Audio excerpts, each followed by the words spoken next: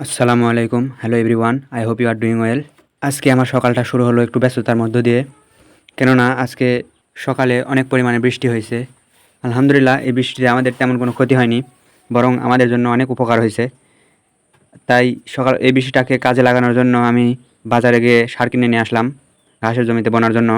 আর অনেক দিন যাবৎ ঘাসের জমিতে সার বোনা হয়নি বৃষ্টি না হওয়ার কারণে। তাই ভাবলাম আজকে এই বৃষ্টিটাকে কাজে লাগাই। তাই বাজার থেকে সার কিনে নিয়ে এসে বোনা শুরু করলাম। আলহামদুলিল্লাহ, আর এই বৃষ্টির কারণে আমি আমার সবগুলো জমিতে পানি সেচ দেওয়া থেকে বেঁচে গেলাম। অনেক দিন যাবৎ জমিতে পানি সেচ আর সার না দেওয়ার কারণে ঘাসগুলো হলুদ হয়ে গেছে, ঘাসের কোনো শক্তি নেই। এই জন্য পানি হওয়াতে আমার অনেক উপকার হয়েছে আলহামদুলিল্লাহ। বিগত ভিডিওতেও আপনাদেরকে এই জমিটা আমি দেখাইছি। শুধু এই জমিটায় আমাদের তা না, আমাদের এর চেয়েও আরও একটা বড় জমি আছে। চলেন আজকে ওই জমিতেও সার দিব। আর ওই জমিতে আমি সর্বপ্রথম ঘাস লাগিয়েছিলাম। এই জমিগুলো আমাদের নিজের না, এই জমিগুলো লিজ নেওয়া। আমাদের এলাকায় কন্ট্রাক্ট বলে।